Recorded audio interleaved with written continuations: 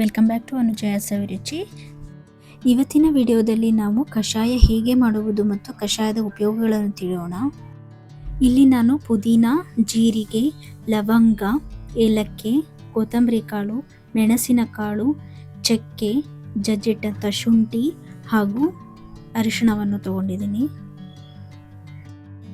ಸ್ವಲ್ಪ ನೀರು ಹಾಕ್ಕೊಂಡು ಈಗ ಅದಕ್ಕೆ ಶುಂಠಿ, ಜೀರಿಗೆ,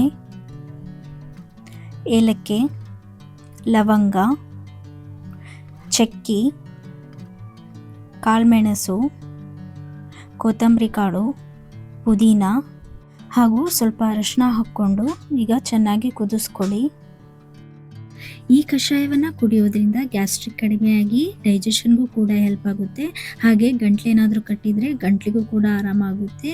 ಇದು ಬಾಡಿಗೆ ಉಷ್ಣತೆ ನೀಡೋದ್ರಿಂದ ಶೀತ ಕೆಮ್ಮು ಆದಾಗ ಕೂಡ ಆರಾಮ ನೀಡುತ್ತೆ. ಹಾಗೂ ಇದು ಇಮ್ಯುನಿಟಿ ಬೂಸ್ಟರ್ ಕೂಡ ಆಗಿದೆ. ಇದನ್ನು ನೀವು ಬೆಳಗ್ಗೆ ಆಗಲಿ ಅಥವಾ ಸಾಯಂಕಾಲ ಆಗಲಿ ಟೀ ಟೈಮ್ಗೆ ಸ್ವಲ್ಪ ಮಾಡ್ಕೊಂಡು ಕುಡಿಯೋದ್ರಿಂದ ದೇಹಕ್ಕೆ ಉಪಯೋಗನೂ ಇದೆ ಹಾಗೂ ನಿಮಗೆ ಆರಾಮದಾಯಕವಾಗೂ ಅನಿಸುತ್ತೆ. ಈ ರೀತಿ ವಿಡಿಯೋಗಳಿಗಾಗಿ ಅನುಜಯ ಸವಿರುಚಿ ಚಾನಲನ್ನು ಸಬ್ಸ್ಕ್ರೈಬ್ ಮಾಡ್ಕೊಳ್ಳಿ. ಈ ವಿಡಿಯೋ ಇಷ್ಟವಾದರೆ ಲೈಕ್, ಶೇರ್ ಆ್ಯಂಡ್ ಕಮೆಂಟ್ ಮಾಡಿ. ಧನ್ಯವಾದಗಳು.